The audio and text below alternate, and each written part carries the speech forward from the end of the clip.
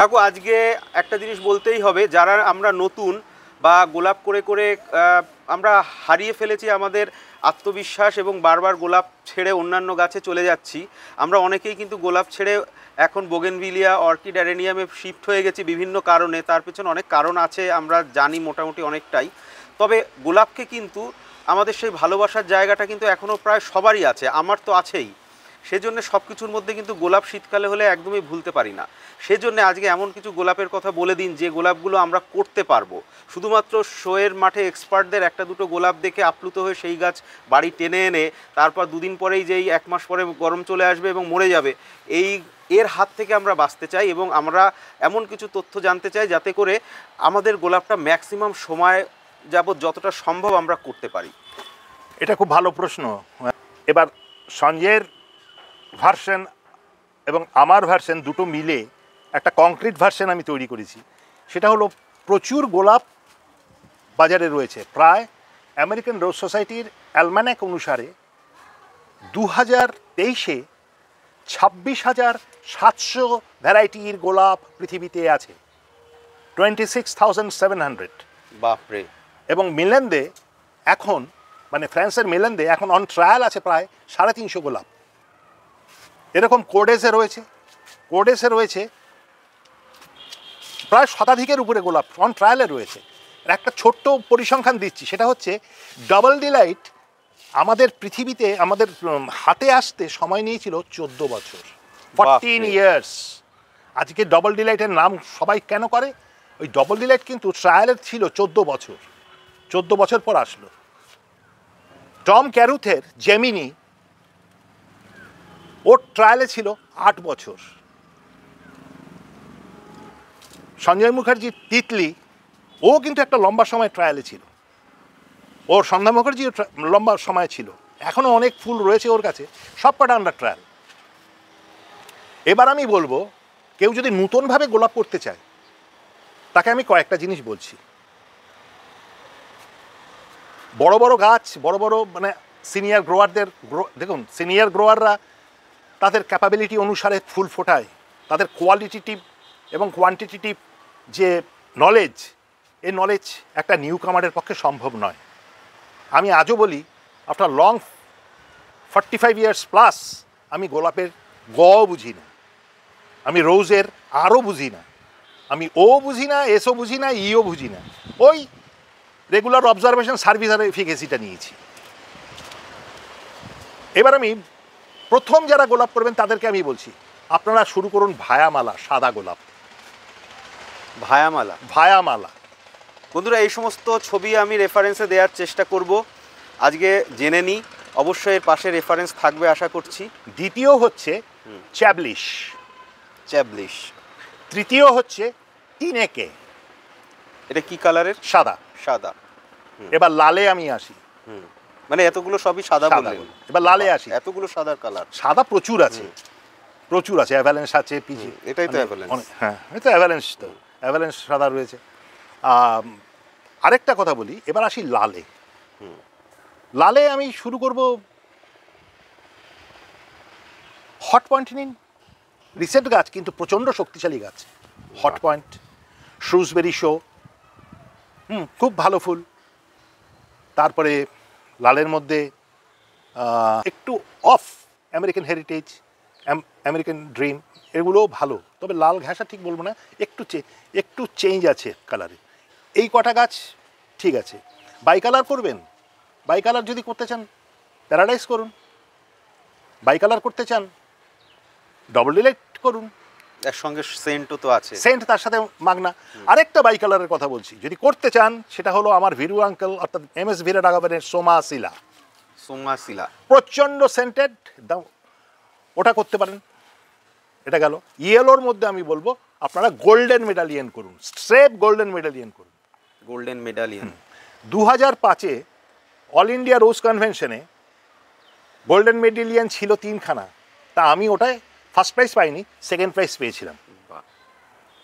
Golden মেডালিয়ান করুন। ইয়েলোর ক্ষেত্রে বলছি। আমি সেন্ট প্যাট্রিক যদি চান করতে পারেন, খারাপ গাছ নয়, আপনারা সেন্ট প্যাট্রিকও করতে পারেন। আরেকটা ইয়েলোর কথা বলছি, গোল্ডেন মেডেলিনের পর আরেকটা ইয়েলোর কথা বলছি, গোল্ড মেডাল। ইয়েলো হয়ে গেল, এবার পিঙ্কে আসছি। পিঙ্কে আপনারা চোখ বুঝে পিটার ফ্র্যাঙ্কেলফিল্ড করুন। আমার এবং সঞ্জয় মুখার্জির প্রিয়তম ফুল হচ্ছে পিটার ফ্র্যাঙ্কেলফিল্ড।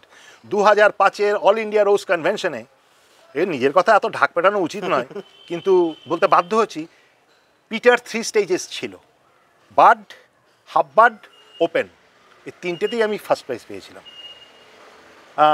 তো পিটার এমনই একটি ফুল যে পিটার আমাদের এই অ্যাটমসফিয়ারে অ্যাক্লিমেটাইজড হয়ে গেছে ট্রপিক্যাল কান্ট্রিতে। সেঞ্চুরি 2 করতে পারেন, দারুণ ফুল, প্রচুর ফুল। আরেকটা করতে পারেন। এবার আমি আসবো স্ট্রাইপ ভ্যারাইটি। স্ট্রাইপ ভ্যারাইটিটা টাটা সেন্টেনারি করুন, সুপ্রিয়া করুন। একটা খুব স্ট্রাইপ ভ্যারাইটি দেখা যায় অ্যাব্রাকেডাব্রা বলে, অ্যাব্রাকেডাব্রা, হ্যাঁ, ওটাও করতে পারে। ওটা সবার কাছে হয় মোটামুটি। হ্যাঁ, ওটা সবার কাছে অ্যাভেলেবল, ওটা হবে, অ্যাব্রাকেডাব্রা হবে। আর স্ট্রাইপের মধ্যে সুপ্রিয়া তো বললাম, ইনসেশনের সুপ্রিয়া। টাটা সেন্টেনারি বলবো, টাটা সেন্টেনারি হচ্ছে পিগালি স্ট্রাইপ। আর সেন্টেডের মধ্যে যেগুলো আমাদের এখানে হবে, এক ডবল ডিলাইট আমরা মোটামুটি সবাই চিনে গেছি, এছাড়া আর কয়েকটা যদি বলেন। সেন্টেডের মধ্যে আমি বলবো সোমাশিলা সেন্টেড। সেন্টেডের মধ্যে উইনি উডমান্স একখানা। আর যেগুলো সেন্টেড আছে সেগুলো একটু সেন্সিটিভ, ওই জন্য আমি ওই নামগুলো বলছি না, কারণ ওগুলো। আর কাকু, এই সমস্ত গাছগুলো মোটামুটি আমরা আপনি গোলাপের সাথে এত ওতপ্রোতভাবে জড়িত, সেজন্য ওয়েস্ট বেঙ্গলের কোথায় কোথায় এই অথেন্টিক গোলাপের সোর্সগুলো রয়েছে যদি একটুখানি বলে দেন। এবার অথেন্টিক গোলাপের আমি সোর্সগুলো বলছি। কলকাতার আশেপাশে এই গোলাপের ক্ষেত্রে আমি বলবো শিখরপুরে SKN horticultural farm. SKN horticultural farm, Nimai Mukherjee. আচ্ছা আচ্ছা। শিখরপুরে হসপিটাল মোড়ে গিয়ে নিমাই মুখার্জির বাগানে যাবো বললে যে কেউ দিয়ে দেবে। ওনার কাছে অনেক ভ্যারাইটি রয়েছে, অনেক পুরনো ভ্যারাইটিও পাওয়া যাবে। এবং উনি আমাদের বেঙ্গল রোজ সোসাইটির জাজ, আমাদের কমিটি মেম্বার, ইন্ডিয়ান রোজ ফেডারেশনের লাইফ মেম্বার, এবং সবচেয়ে বড় কথা হচ্ছে আমাদের ইন্ডিয়ান রোজ ফেডারেশন থেকে গোল্ড অ্যাওয়ার্ড পাওয়া। বাহ, আমি চেষ্টা করবো একদিন আপনাকে নিয়ে ওখানে যাওয়ার, যেহেতু কলকাতার কাছেই, সেহেতু আমরা একদম টু দি পয়েন্ট বিষয়গুলো দেখতে পারবো নতুন চারার ক্ষেত্রে, এবং আইডেন্টিফিকেশনেও আমাদের অনেক সুবিধা হবে। নিউট্রিশন যদি ভালো হয়, এত হরমোন পিজিআর লাগে না, তবে লাগে অল্প পরিমাণে। ফিডিংটা কিন্তু আসল জিনিস, এনপিকের ফিডিংটাই হচ্ছে আসল জিনিস। ফিডিংয়ের উপরে নির্ভর করে বেসাল শুট। আরেকটা জিনিস নির্ভর করে, যেটা হলো আমরা যদি একটা এই গাছটা দেখি, এই গাছটার আমরা আপার পোর্শন দেখছি, লোয়ার পোর্শনটা দেখছি না। লোয়ার পোর্শন হচ্ছে এর রুট সিস্টেম। গোলাপের রুট সিস্টেম যত হেলদি থাকবে তত সে নিউট্রিয়েন্ট নিতে পারবে, অতএব রুটেরও ট্রিটমেন্ট দরকার। সেই জন্য কিছু কিছু ফাঙ্গিসাইড ব্যবহার করা হয়। আমাদেরকে কিছু এরকম কিছু অথেন্টিক বিষয়গুলো যদি বলেন, যেগুলো আমরা পাবো, মানে ইম্পোর্টেড এবং খুব কস্টলি না, মোটামুটি মানে আমাদের রিজনেবল মার্কেটে পাওয়া যায়, বা এই টাইপের। আমি বলছি আমরা ন্যাচারালি কি করি, আগের দিনে ব্যাভিস্টিন ব্যবহার করতাম, রুট জোনে আমরা ব্যাভিস্টিন ব্যবহার করি, রেডোমিল গোল্ড ব্যবহার করি। এই দুটো ব্যবহার করলে অনেকটা, কিছুটা ব্লাইটক্সও আমরা ব্যবহার করি। এই তিনটে মোটামুটি ব্যবহার করলে সারা বছর ধরে অল্প অল্প করে ব্যবহার করলে ভালো কাজ দেয়, 1 গ্রাম পার লিটার। আচ্ছা, আর একটা জিনিস আমি একটু জিজ্ঞাসা করব। আমি বালি ব্যবহার করছি অনেক দিন ধরেই। আমাদের একজন বন্ধু আমার বালি ব্যবহার নিয়ে অত্যন্ত কটাক্ষ করেছিলেন। আমি একটু জানতে চাইবো, বালির সমস্যা কি সত্যিই আছে? আমিও যদিও সেরকম সমস্যা পাইনি, যে বালি নিয়ে একটু যদি বিস্তারিত বলেন। এবার আমি একটা তথ্য দিচ্ছি, জামশেদপুরে কিংবা রাঁচিতে যত কয়টা ফ্লাওয়ার শো হয়, এবং এবার আমাদের আরেকটা অল ইন্ডিয়া রোজ কনভেনশন জামশেদপুরে হচ্ছে, ওইখানে দু একজন কিন্তু শুধু বালির উপরে গোলাপ করে, তাদের গোলাপের ফ্লাওয়ারিংস দেখলে মাথা ঘুরে যাবে। সরখেলদা হচ্ছে তার মধ্যে একজন। সত্যি? হ্যাঁ, সরখেলদা হচ্ছে আমার প্রিয় সঞ্জয়ের খুবই পরিচিত, আমারও খুব পরিচিত। একসাথে ও শোয়ে এসছে, আমিও শোয়ে গেছি, সঞ্জয়ও এসছে। সরখেলদা কিন্তু বালির মধ্যে করে, মানে পিওর বালি। পিওর বালি কি করে? পিওর বালিতে 70 থেকে 100টার উপরে ফুল হয়। পিওর বালি বলতে আমার মানে সাদা বালি মানে রিভার স্যান্ডের উপরে, মানে যেটা মিহি বালির উপরে। আচ্ছা আচ্ছা। বালির কাজ কি?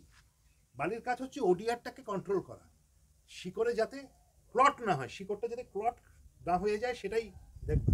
সিন্ডারও তাই, সিন্ডারে শিকড়টা ছড়িয়ে যায় এবং নিউট্রিয়েন্টসগুলো নিচে থাকে। হ্যাঁ, সিন্ডারে প্রত্যেকদিন খাবার দিতে হয়, এটা তো হয়তো প্রত্যেকদিন খাবার দিতে হবে, এই তো তফাৎ। কাকুকে আর একটা জিনিস আমি একটু ইন্টারাপ্ট করলাম। একটা জিনিস আমার খুবই জানার ইচ্ছা আছে। আমি বিভিন্ন জায়গায় ফ্লাওয়ার শোতে গেছি কম বেশি, সেখানে দেখেছি ছোট গাছেও বেশ চারিদিক থেকে সুন্দর বেসাল স্টেমগুলো বেরিয়ে ফুল হয়েছে, কিন্তু মাটিতে আমরা যারা করছি তারা কিন্তু সেটা করতে পাচ্ছি না। ম্যাক্সিমাম ক্ষেত্রেই পাচ্ছি না, 2-1 জন করেছে কিনা আমি জানি না, এত খবর আমার কাছে নেই। তবে আমি ব্যক্তিগতভাবে অত চারিদিক দিয়ে বেসাল স্টেম দেখিনি, 2-1 জনের কাছে আমি দেখেছিলাম এবং তাদেরকে জানতে চেয়েও সদুত্তর পাইনি, এবং ওনারা বলেছেন যে সিন্ডারের জন্যে একমাত্র এটা হয়েছে। এটা কি সত্যি? সিন্ডারের ক্ষেত্রে আমি বলবো হ্যাঁ, সিন্ডারে বেসাল শুট বেশি পরিমাণে হয়, তার কারণ সিন্ডারে অক্সিজেন ডিফিউশন রেট অত্যাধিক বেশি এবং ফাইব্রাস রুটগুলো অসম্ভব পরিমাণে সাদা হয়ে বেড়ে এবং সিন্ডারের উপরে ভেসে ওঠে। এটা মাটিতে করাটা একটু কঠিন। চট করে আসে না। আর একটা জিনিস আমার খুব জানার ইচ্ছা, আমরা ম্যাক্সিমাম যারা গার্ডেন করি আমরা একটা ব্যালেন্স মেনটেন করার চেষ্টা করি, ইনঅর্গানিক অ্যান্ড অর্গানিক উভয় ফার্টিলাইজারের একটা মিশ্রণ ব্যবহার করি বিভিন্ন সময়। কিন্তু যারা শোয়ে গোলাপ দেন তাদের কাছে শুনেছি তারা সম্পূর্ণ কেমিক্যাল ফিডিং করেন। কেমিক্যাল ফিডিং এবং ন্যাচারাল ফিডিং এই দুটো কি একই রকম রেজাল্ট কখনো দিতে পারে? এটা খুব ইন্টারেস্টিং কোয়েশ্চেন্স। এই কোয়েশ্চেন্সের পিছনে একটা করবো, কেমিক্যাল ফিডিং হচ্ছে মোস্ট সায়েন্টিফিক এবং অ্যাকিউরেট ফিডিং এর মধ্যে পড়ে। আমি দীর্ঘ সময় সঞ্জয় মুখার্জির বাড়িতে গেছি আগরপাড়ায়, আমি ওর সাথে বসেছি, দেখেছি প্রত্যেকটি গাছে কেমিক্যাল ফিডিং এর জন্য ওর গাছের চেহারাটা একটু অন্যরকম এবং কেমিক্যাল ফিডিং এর নুয়েন্সেসগুলোও জানতে হয়। এটাও একটা বেসিক জিনিস, এক গাদা সব কিছু দিলেই তো হবে না, নুয়েন্সগুলো জানতে হয় এবং এগুলো একটু কিছুটাই আমি খোলাখুলি বলছি, এটা কিন্তু গুরুমুখী বিদ্যা। এর কিন্তু অ্যাকচুয়াল কোনো বাধা ধরা স্টিরিওটাইপ কোনো বই নেই, কোনো কিছু নেই। আচ্ছা। আর মাটির ক্ষেত্রে হয় আমরা জৈব সার দিচ্ছি, সেটা ব্রেক হয়ে গাছ তার নিউট্রিয়েন্ট নিচ্ছে, তারপর তার ইলিজিবিলিটি অনুসারে গাছ নিজেকে কোপ আপ করে তার চেহারাটাকে ফ্লারিশ করছে। সে একটা জিনিস একটু শুনতে চাইবো, আমরা ধরুন অর্গানিক ম্যানিওরিং করে যখন গাছ তৈরি করছি, যে কোনো গাছ হোক, সেখানে কিন্তু রোজ ম্যানিওরিং লাগে না, লাগবে। কিন্তু কেমিক্যাল ফিডিং এর ক্ষেত্রে শুনেছি প্রতিদিন প্রত্যেক ম্যানিওরিং দিন, লাগবে। প্রত্যেকদিন। প্রতিদিন ম্যানিওরিং না, একটা ফিডিংই বলা চলে, মানে খেতে দিতে হবে তাদের। হ্যাঁ, তাহলে সেইটা কি সাধারণভাবে কিন্তু সবাই করতেও পারবে না আমার যা ধারণা, সেটা কি? একটা জিনিস আমি লক্ষ্য করে দেখেছি, কেমিক্যালে গাছ করতে গেলে ডেডিকেশনের খুব প্রয়োজন। আরেকটা জিনিস প্রয়োজন, সেটা হলো এই চোখ কথা বলে। গাছের পাতা দেখে বুঝতে হবে ও কি পছন্দ করছে। এটা কেমিক্যাল ফিডিং যারা করে, শোয়েতে যারা যায়, তারা এগুলো একটু মাথায় রাখে এবং এটা খুব এক্সট্রেনিয়াস জব। গোলাপ কখনো হাই ফিডার নয়, গোলাপের ফিডিংটা হচ্ছে খুব নিউট্রিশিয়াস ফিডিং এবং অপটিমাম বলতে যেটা বোঝায় যে এনপিকেটা গোলাপ পছন্দ করে, সেই দিকে ভ্যারাইটি অনুসারে কিন্তু সে ডিফার করে।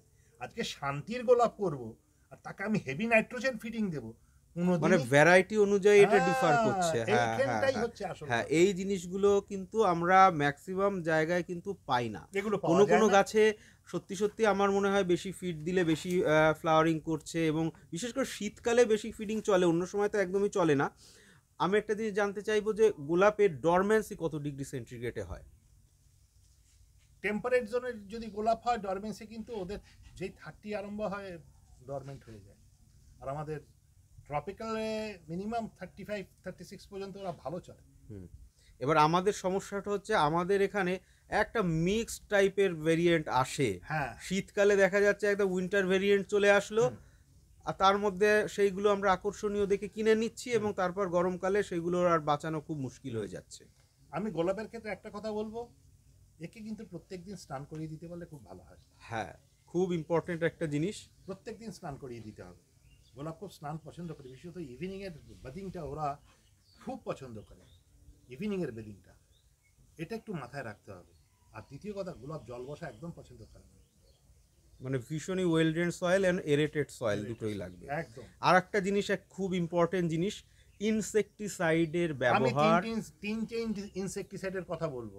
প্রথম সঙ্গে কাকা রাখুন, কে কাকা, তারপরে হচ্ছে ইমিডাক্লোপ্রিড, সেটা কনফিডারও হতে পারে, হিলমিডাও হতে পারে, আচ্ছা ট্রেড নেম অনুসারে। তারপরে হচ্ছে থিটা। এই 3টি ওষুধ রাখলেই যথেষ্ট। এগুলো কখন দেবে? প্রত্যেক সপ্তাহে অল্টারনেটিভ করে এক একটা দেবে, মানে উইকলি দিলেই হবে? উইকলি দিলে হবে, আচ্ছা প্রত্যেক সপ্তাহে। এই 3টে যদি ব্যবহার করা হয় আর কোনো ইনসেক্টিসাইড আমার মনে হয় না লাগবে।